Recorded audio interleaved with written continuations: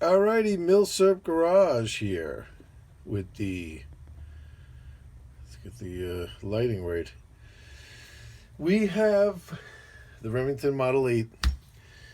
We're putting the 22s on the back burner for a little while.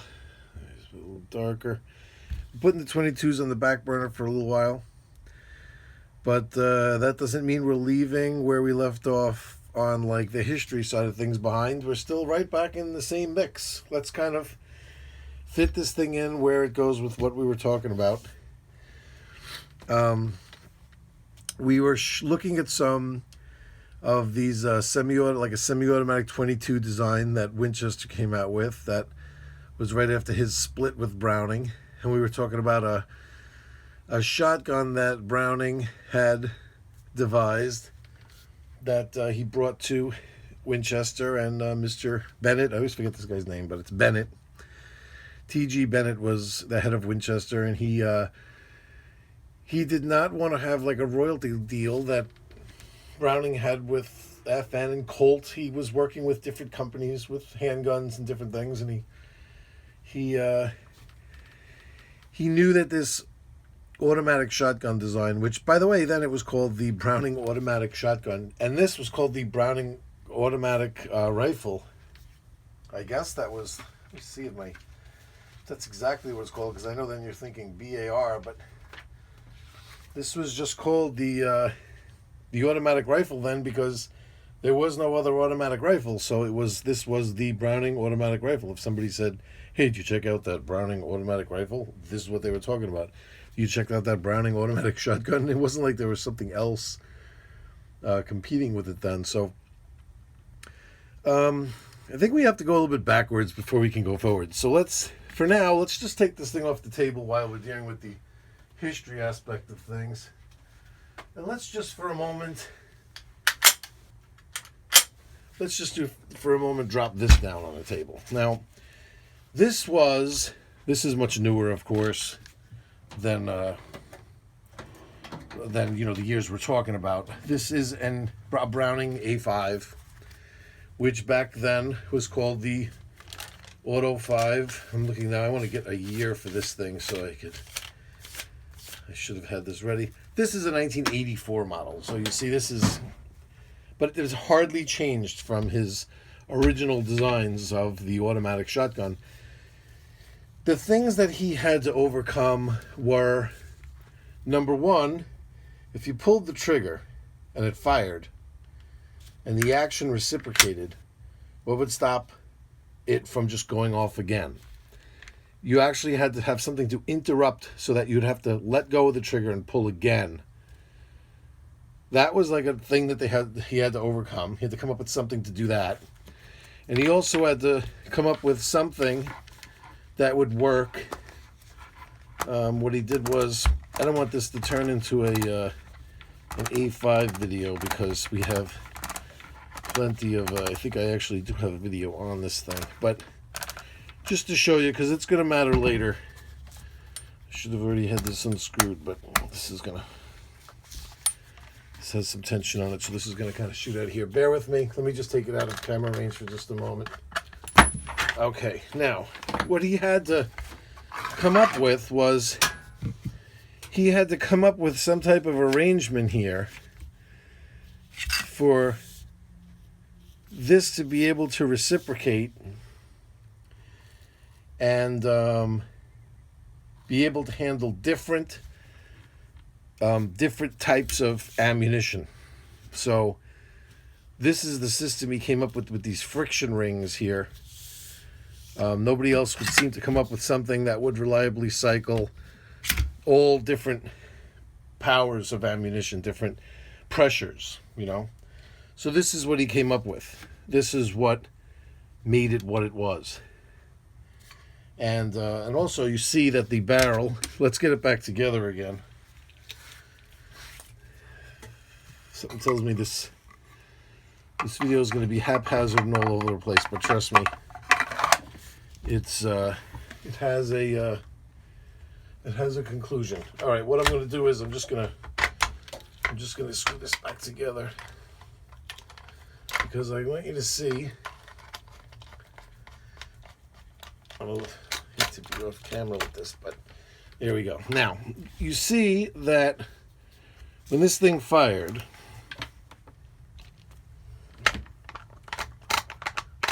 still a little loose. Okay, when this thing fired, the barrel, you could see, well, this is really stiff. I'm going to have to get over here and do it. Okay. You see that the barrel retracted. Long recoil design. The barrel pushed the bolt all the way back. No, the barrel would be all the way back here. And the barrel would come forward, kick out the round. Then the bolt would come forward and pick up the next round. And the shotgun already also did some other weird stuff. If you took a shotgun shell with the bolt back and you load it into the tube. See, I'm not going in here. I'm going into the magazine tube here. Watch what'll happen. It was like magic. There was nothing in the barrel, but as you see, the round is now in there. I like how it does a 180 when it's laying on the table and you pull the bolt back. It always flops around 180 degrees. It always does that without fail.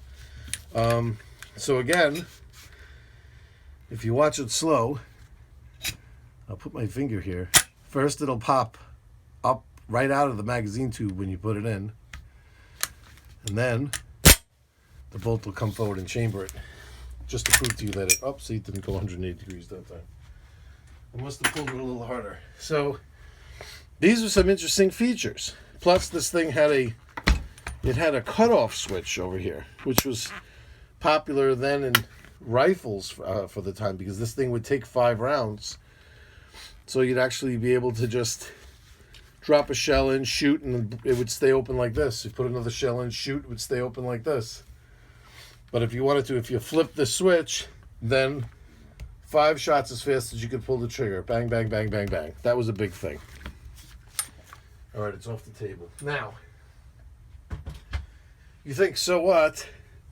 That thing was around for a while and now it's gone. Well, you might say, well, then what the hell is this doing here? Why are you putting a Remington 1100 on the table? Because it certainly looks like a Remington 1100, but did you ever see a Remington 1100 that could do that?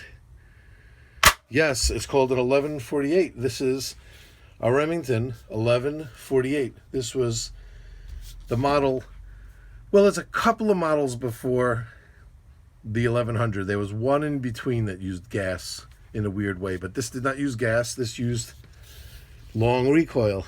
This was the 1148, which was basically like the Remington Model 11, but brought forward to 1948, a more sleeker design. Didn't have to have that hump. And this design carried straight through eventually to the 1100, which didn't use the long recoil design, but still you could see how this affected shotguns all the way up even to the modern day. Small 48 is what this thing is. Actually, it's like kind of like the Sears brand, but what an awesome rifle. So you say, what does that have to do with this thing? Well, if you grab the barrel here and you go to move it, there isn't long recoil. I've seen a lot of people say, like, oh, that's nonsense. This thing isn't long recoil. It has a regular bolt here, and the barrel just stays still. I don't see what you're talking about. I don't see the correlation. Well, this is not the barrel. This is a barrel shroud. The barrel's actually inside of this shroud. And you can see I push with my thumb here. Let's get enough pressure, enough leverage.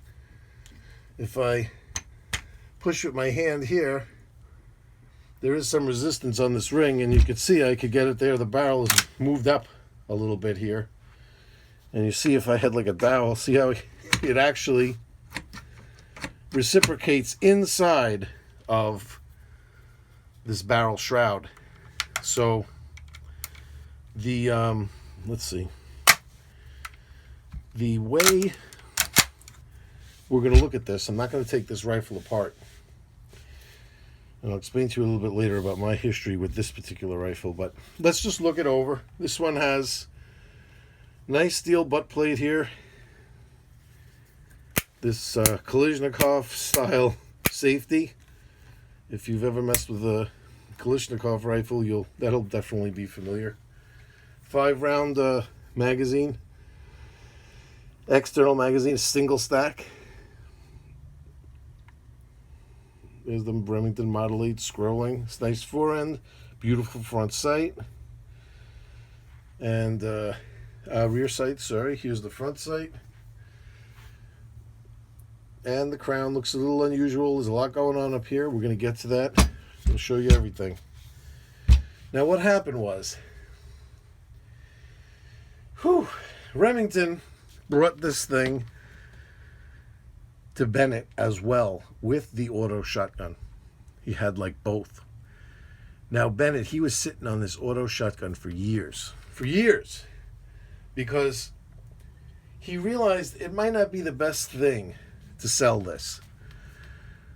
Not this, but the auto shotgun. And this too. He had both. Then Browning came to him with this too. This was in Winchester shops. They were looking it over in the drafting room, the engineers.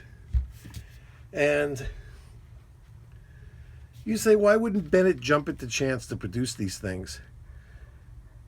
He was a very smart businessman, and he realized that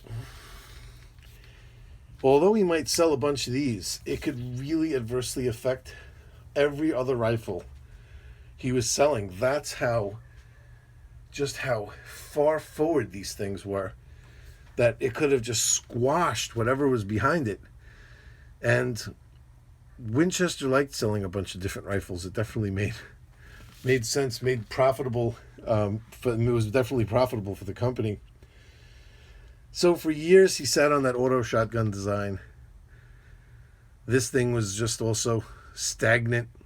They were just kind of looking at it. Yeah. Well, we see some inherent flaws, but we'll get around to it there, John. We'll work something out. Browning had finally had it. And he was like, listen, either we move on this thing and you give me this much money as a down payment and this much money as royalties. He just laid it out. Bennett was like, not going to happen. John Browning said, well, then I assume my guns are downstairs. I'll bid you adieu. And he went and picked up everything and left. Now then there's some more history. He was going to immediately go to Remington, but supposedly we've been through this before, talking about that the guy in charge, Hartley, I think his name was, the guy in charge of Remington, just died that day or something. Woof.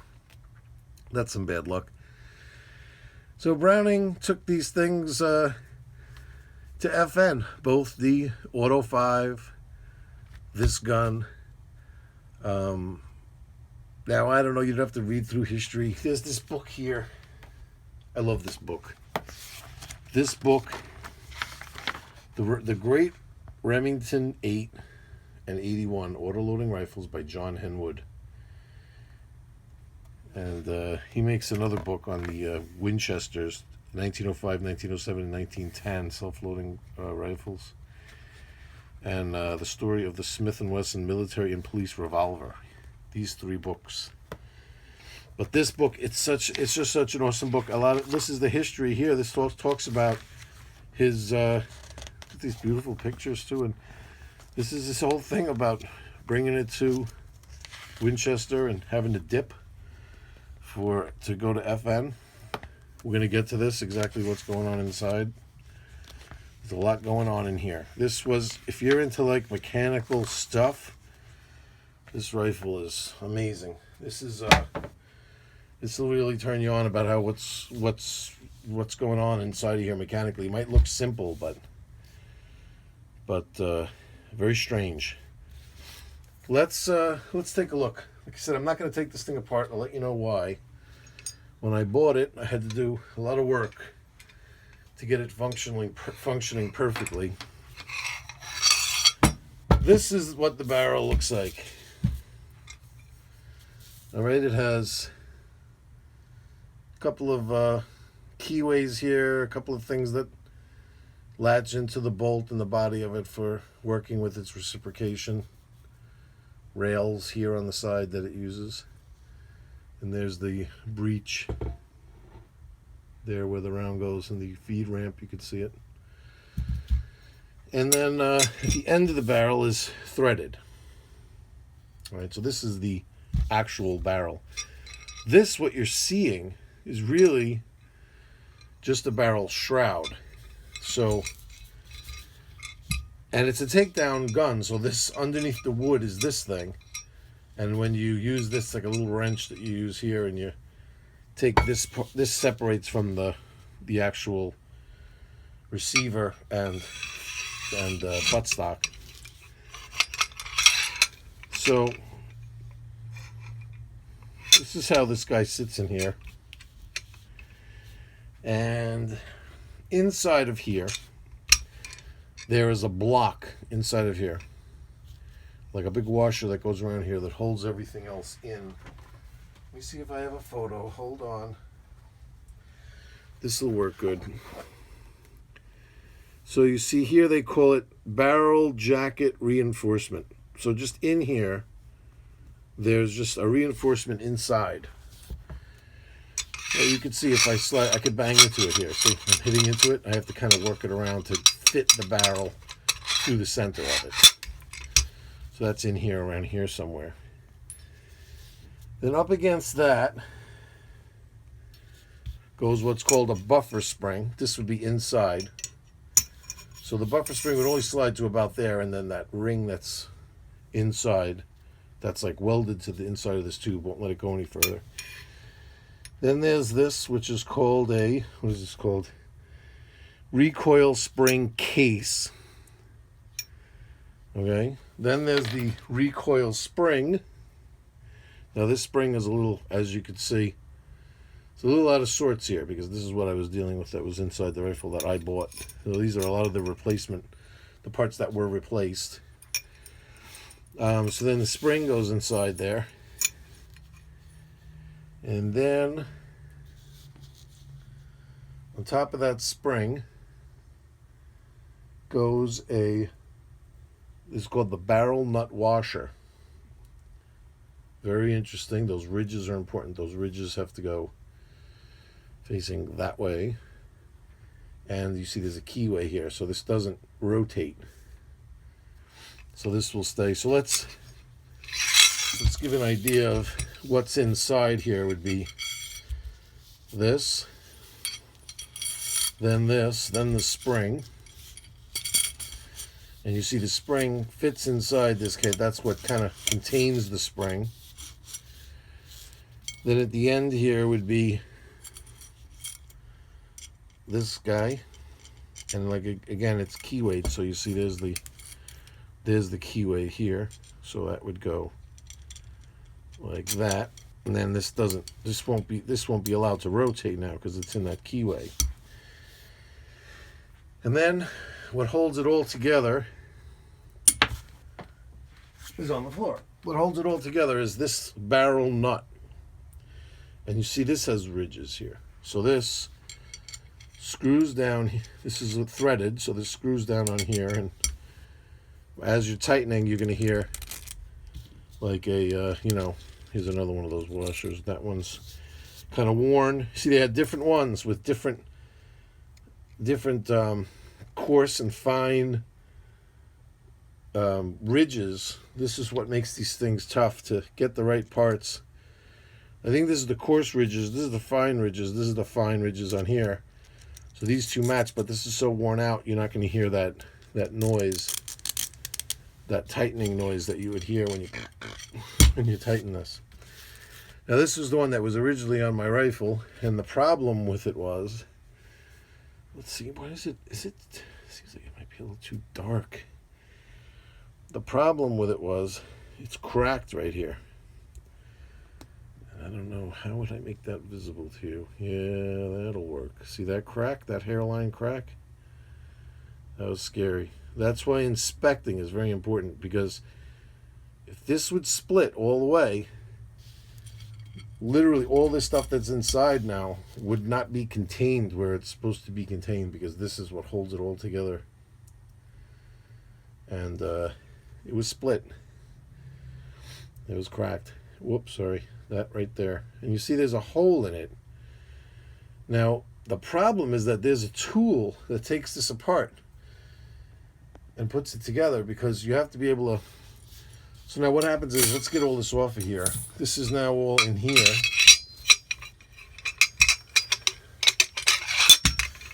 Well, let's get to the end. Now, when this would screw on, after that screws on, then there's a cap, a final cap here that goes on the end here that contains everything. See? So that has to be able to fit. It fits so perfectly through here, like there's no gap. You could feel it's like very smooth how this fits. So in order to unscrew this, you need a tool, and that tool is like impossible to find. So you have to kind of make your own. So what I did was, now I'm not, you work on this however you need to do this. Where did that come from? Just found a part. I have no idea where that even came from. What I did was, I took a socket, I put it over this, and I marked exactly where, when it bottomed out, exactly where I would drill a hole. It's the exact same size as that hole, see? Then I took a drill bit, because they're very strong, and put a drill bit in that hole and butted it up against the barrel. And then with that, I would be able to use that as leverage to turn. And it worked. It worked. I'm not confident that it's going to work to take it on and off 8 billion times to clean it. To clean it once a week, I would not go there. It worked to take apart the one that I had that was messed up. And this was like cross-threaded on here too, on not this barrel. This is like the barrel. I had to buy this whole piece, because instead of looking for one of these that happened to match one of these that happened to fit perfectly inside one of these, I didn't even want to deal with any of that. So I just, and plus I had a Shroud spring here, and I had this piece. I think it's supposed to have, see how it's all beat up. This was all beat up. I think this is supposed to have a lip on the edge to catch the spring. I don't know. And the only part that was like normal was this buffer spring. This is the buffer spring, meaning that no matter how high the pressure is, when it butts up against this spring, this is very stiff. And this will always give it a little bit of recoil action without slamming the whole barrel assembly back against the receiver, theoretically. But I figured if I bought a whole assembly, which plus a whole assembly was like, guy sold it for like $100, and people were selling these parts for like $30 a piece, $35.99 for one of these. Would have to be bothered with that for $100. I got a whole assembly, and I just took everything out and transferred it over. Now this barrel is marked, if you could see it, it's marked 300 Savage. They were chambered in that. Mine is chambered in 35 Remington. These things through the years were chambered in, oh my God, I don't have that information in front of me, but all these weird Remington chamberings. Everyone's going to be mad at me if I don't come up with that, but sorry, give me a moment. You all know. I'm the only one that doesn't know. You're all sitting there going like, dude, it's 25, 30, 30. I don't know. Look it up. Oh, here it is. I can look at it in here. My Browning book has it. 25, 30, 32, or 35 Remington. And the only one that's still around today that you could buy, here, this is what I get. I buy this 35 Remington right here. This Levolution stuff. That's what I get. And these other calibers, good luck finding them. And then they made this, the 1981 here. Since I'm here, we can move back and forth from history to the gun, back to history again. Let's do a little of the, this is called the semi-automatic high-power rifle. Because before it actually had a name. The patent was filed 1900. It was granted in 1900. U.S. manufacturing sales and rights were granted to the Remington Arms Company, and it first appeared in 1906 as the Remington Model 8 Autoloading Centerfire rifle. That's what it was called. This was the first successful autoloading high-power rifle introduced in the United States. Fabrique Nationale introduced the gun in Belgium in 1910 as the FN caliber 35 automatic rifle. They didn't do too well in Europe. People were hesitant to trust the semi-automatic gun. They only sold, I think they sold less than 5,000 of these in Europe, making that one very rare. The Model 8 was discontinued in 1936 and replaced by the Model 81 Woodmaster the same year. Modifications included an improved stock and forearm and a slight weight increase to 8 pounds. And that was discontinued in 1950. Alrighty. What do you need? This one is a 32. Not this one. I mean, this barrel, I looked it up. This was actually, because, you know, you could look at these things. Remington has these date codes. See in here? LP. I think that's 1928 or something.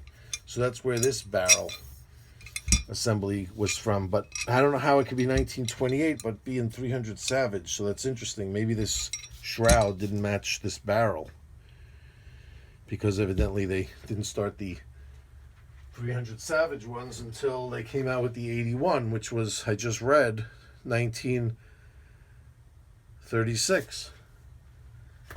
So I don't know. Totally confusing. Who knows what's going on here? So let's get these parts out of the way.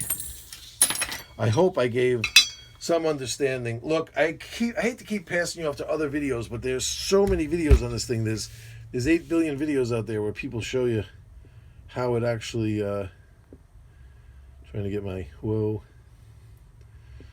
I don't want it to be too washed out. All right, where are we going? Is this video any good? I hope so. The story with this guy was, when I got it, it actually fired, but it didn't work right. I knew something was wrong. And when I took it apart and I saw that mess inside, I knew I had to get in there and replace some of those parts. Now, if you look over here, let's zoom in a little bit so we can look at some interesting stuff. Over here, there's like a little oiling hole. And I think that's there so that you don't have to take all this stuff apart all the time. Look, they told you. Look what, I'm going to show you one of the things that they said. They said you could take one of these wind choke wrenches, right? It's for Winchester shotgun chokes. And you could take one of these because it's shaped like this, right? She said you could take one of these because it has that nib on it and it's curved, and you could hook it in the hole right there, and you could use that to turn this or whatever. You will snap this thing right in half. It's so much harder to turn, you know. And this tool that I made works, but when you get this working right, it's very important that there's no gap here so that this isn't knocking around. Where this, I'll show you which parts, where this meets this is important. So I had to drop back and punt and regroup because there was too much play here. So the barrel, actually, you could shake it, it would knock around inside of this metal, and that's what, every time it would come back again, it would beat the crap out of this nut. So it has to match perfectly, but not loose. This one is even a little, see, you could hear that? That's no good. This is actually too loose, I think. My opinion. I mess with it just for a short amount of time. It's not like I'm some kind of like lifelong expert, but see, this one, this is what makes this stiff right here. See, it's actually right here. It's actually slight resistance. It's rubbing on there, and it doesn't just freely float. And I think that's the perfect way to have it set up, because now if you see, it's not, the bluing is still here on the side, and I fired this thing. It's not like it's wearing the bluing off. And it feels tight. Now, when you fire, it feels real tight, and there isn't any of that knocking around in here anymore, that rattle anymore. And the parts in here now are solid. The spring is perfect. That this case that the spring fit in had a little ridge on the bottom, so the spring fit in there perfectly. And right up against this buffer spring. Now it feels right when you fire it. So don't think that this is a sling swivel. That's not what it is. This is for you to unscrew to take this is part of the takedown mechanism. And you see here is that wrench that you use to turn. I don't even want to take this apart. This is like, only has a limited amount of times of on and off. And once you get it right, like once you put it on, there's a, you'll get it, there'll be like a sweet spot where you really feel like you got it right. You just don't want to mess with it. There's nothing to see anyway, you're taking it apart because it doesn't show internals like some of these other takedowns that show internals. This one does not. So just make sure that you don't hook something to this thinking that it's like some type of sling swivel, because it isn't, and it's fragile. And loading it is like typical military rifle of the time. You just push them in one round at a time, or you could use stripper clips. The trick is, see if I have any here, the Swedish stripper clips. Where are my Swedish stripper clips? Here they go. My box, weird stripper clips. No, these are all German ones. Here we go. This supposedly is what you use. These Swedish ones. Yeah, they fit in there. They certainly do. Do they? Well, it'd probably be a little wonky, but you know what I find? I'll show you something cool. I could throw down some pretty cool knowledge here. I did learn this, and it works. If you take a round,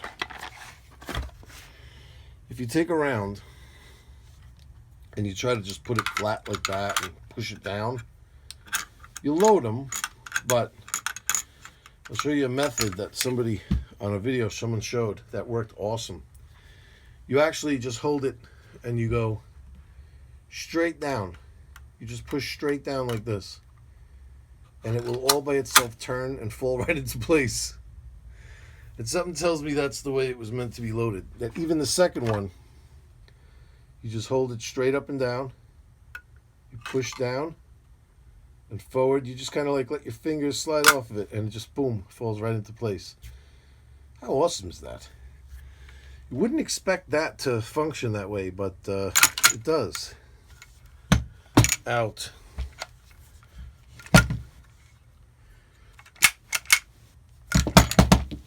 That was a nice clearing of a double feed right there. You like that?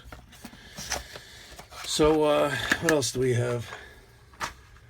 Boy, what a weird video. That was like history thrown in with aesthetics. It's got a top tang, lower tang. It's got a bolt release right here that's really awesome. This is like a la 1911 pistol. This little tang right here.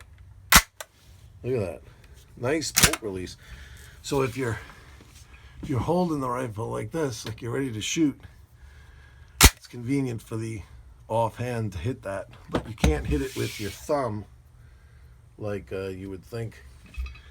Am I on camera for all of this? Wow. I did promise never to do these videos twice. The bolt handle was a patent. This was the bolt handle that knocked Winchester's socks off as far as not being able to, well, that one and this one. You're looking at the two bolt handles. Here's the other one. These bolt handles were patented. So Winchester couldn't use a bolt handle. How weird is that? That he was able to patent something as simple as that. But, yep, there's some cool videos online of these things firing in slow motion. And it's pretty cool. The whole bolt and barrel assembly recoil together all the way back with the round inside and everything, the brass inside. And obviously, the bullet traveled down the barrel. And then when everything reaches the back, the barrel comes forward. The bolt stays back. The barrel comes forward and ejects the brass. And then when the barrel reaches battery again, boom, as soon as that comes into place, then the bolt automatically releases. Well, not automatically. I mean, it's mechanical. There's stuff going on in there. It releases. What I mean automatically is that you don't have to do anything. Obviously, it's semi-automatic. It releases, picks up the next round, and chambers it. So if you just pick it up, even if you put a round in it and chamber it, if you pull the bolt back, it will eject the round. It works that way too. And you'll think that that's just how it works, that this is the reciprocating assembly right here. It's not. Long recoil design. The whole entire barrel inside this shroud goes. And you might not ever even know that, because you could be holding the barrel when you shoot it and it doesn't move, and you'd be like, that barrel isn't moving. It's not like this one, because this one with the A5, there's no shroud. The entire barrel assembly moves, the whole thing. But not with this guy. There was a shroud there. Man, these things are awesome. I'm telling you right now, you look at that round, right? And you compare this to you compare it to like a 30-06 or something, and you say, well, there's no comparison, it's more like a 30-30. It's a very compact round, looks almost like an AK-47 round or something like that, to like just your naked eye. But let me tell you something. This thing packs a serious punch. This thing is a real shoulder bruiser at the range, and somebody goes through a couple of magazines and they'll hand it back to you and be like, yeah, the thing is great. Thanks for letting me shoot it. It's like people they don't want to hang too long with this thing, because it's really it really busts you up. But I could spend the whole day. I love it. It's I think it's an amazing type of feel. It feels a lot like the A5. I like to trap shoot with the A5 and feel that like springy, long type of reaction after you pull the trigger. It seems to take an awfully long time to do what it's got to do to get the next round in there. But some interesting things. See what he had to come up with, like I was saying before. To come up with what do I have this? A disconnector like this. See, like he had to. This was the first one of these. I know that looks familiar. You're like, oh, I see that on my Garand every time I take it apart. Big deal. Big deal. The Garand wasn't made till a long time later. Nothing else was made with this till a long time later. Stolen from John Browning. The M1 Garand does not credit John Browning with anything, but this is what the trigger mechanism looks like. And John Browning patented this. He designed this. This bolt that's inside of here, it rotates. It has little cutouts here. You see, it's like it cams, and the bolt rotates. It rotates. Who came up with a rifle after that credited John Browning for that? There's a lot. This book is awesome. There's a lot of cutaway drawings that show how it's functioning at different periods, and it's in the movement of the action. And this breaks it down completely here. Look, see, there's another spring in the stock that connects. That's what's springing the bolt here. That's what's giving this the spring, is a spring that's running down here. So there is another spring in there for this motion. This is separate from what's going on over here. So all this stuff is all working together. This spring, that spring, everything all tailored to making this thing be able to reliably function semi-automatically. Nobody else could figure it out. Browning figured it out. If you're even remotely interested, get this book. This book is cool because you know why? It's not just like a John Browning, pat on the back ride. It also shows other guns that competed with it. And I can't find that section right now, but it talks about talks about here, Standard Arms Company. The brief life of Standard Arms. They had some gas-operated semi-autos and slide-action rifles here. Here's some of the stuff that, like, was trying to be semi-automatic. What's going on over here? Yeah, this is the Winchester Model 1907 to 1910. I'm going to show you. The next video is going to be on what the direct competitors to these guys were, because it wasn't this. These definitely came out later. And the deal with these guys was to compensate for the recoil action. They had a big, heavy weight. It wasn't necessarily so much spring, it was weight that absorbed the recoil. So this thing in comparison was light compared to those, because the Winchesters were using a different type of thing that had a weight in here that compensated for the recoil, making them very heavy. The more powerful the bullet was, the heavier the weight had to be.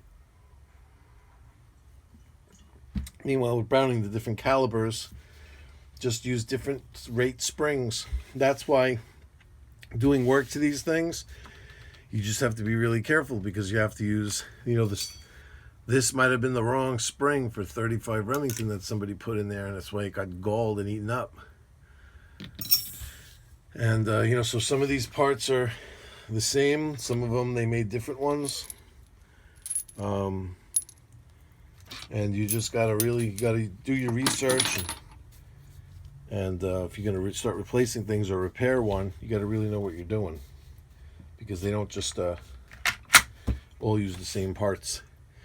So that's the Remington Model 8. At least that's what I can put together right now on a Saturday afternoon, with my brain barely working. But I've been through a lot with this thing. This is one of my proudest, like, rebuilds. You know what I mean? It's not so much that I cleaned it up. I really had to take this thing apart and fit together some pieces to get everything here inside this barrel shroud functioning properly. Here, everything was okay, thank God. Everything that was working inside this area was working good. And the spring that was here. It was just these components inside the barrel needed to be fitted right, and the right parts, and put together the right way. And that's where, when I got into these things, to really appreciate John Browning's design of what was going on inside this barrel shroud, And now I have a barrel shroud and a 300 Savage barrel that looks like it's in beautiful shape. So that starts the wheels turning, like, well, this buffer spring is okay. I have to get one of these, but this is all right. This has a crack, so we get rid of that. But these washers, this one is worn out, but this one is okay. So how close am I to having another one now? With the barrel shroud. So I need a spring, a barrel nut, and a receiver. A receiver buttstock assembly. So maybe somebody lost this half of their rifle, and it's a 300 Savage chambering, and I'd be able to use it. Well, that's that, everyone. Remington Model 81. Oh, sorry. Oof, Remington Model 8. Not an 81. Not that there's anything wrong with the 81. The 81 was a further along design, but look, even that they stopped making in 1935. That's when my father was born. So, respect to the age of all of these things. This is not a young one, and they're not cheap. When you find these things, you're going to see that people you for the most part want a pretty penny for them. So they're a good investment. But if you're going to collect just these, it could hurt a little bit. So that's that. Love this. I love this butt plate. Look at how well they fit. like stuff like these butt plates on these. Gorgeous. Gorgeous work. Really, really nice. Remington Model 8. If you think I should do this video again because it's horrible, please let me know, and I will promptly erase it and do it over again. But a lot of people were asking for this thing, so I wasn't really ready.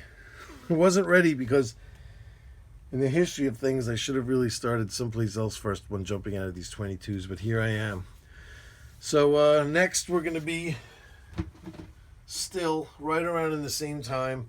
We're going to stick with Remington, and we're going to show what was competing with the Winchesters, those that I showed you before, the 1907 and the 1910.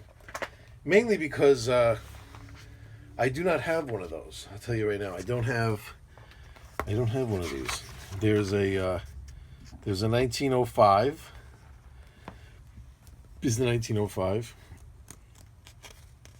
And there's a 1907 and a 1910. I don't have one. They are the design of the 1903 that we've done, the Winchester 1903, the Autoloading 22 with that proprietary cartridge. It's basically that gun carried over to a Centerfire cartridge. And I've been poking around looking for one, but it never really happened. Never really got one of those. So we're not really going to be able to tie them in, but I can show you what Remington used to compete with those. If you think you know what rifle that is, put it in the comments. I'll let you know if you're right. And that's the next rifle that we're doing, and you are going to enjoy it. Trust me, it's beautiful. Anyway, wow, over 45 minutes on this thing, and I don't think I've really said anything. That's what's really tough about doing these videos, is that you watch so many videos. People are very informed, and they make awesome videos, and they're good with graphics and doing stuff, and they're out at the range. Slow-mo. What do I really have to offer but to show you mine and just talk about what I think is quirky and weird about it and my experience with it. That was my experience with it. Was I bought it and it wasn't working right. It worked, but I knew it wasn't right. And when I took it apart, I looked at parts like this and I was like, that's definitely not right. Something happened here. It was worse. I kind of like, straightened it out a little bit, figuring maybe I could salvage it. It was bent up even worse. But you can never salvage a spring like that. Once it gets like that, the spring rate of it changes and everything. So that's the end of that. But that was my experience. I had to kind of do a little bit of rebuilding, and in doing that, really learn to appreciate this design, like a crash course in how this thing works. So tune in next time. Thanks for hanging around. Thanks for your support. And I'll see you guys next time.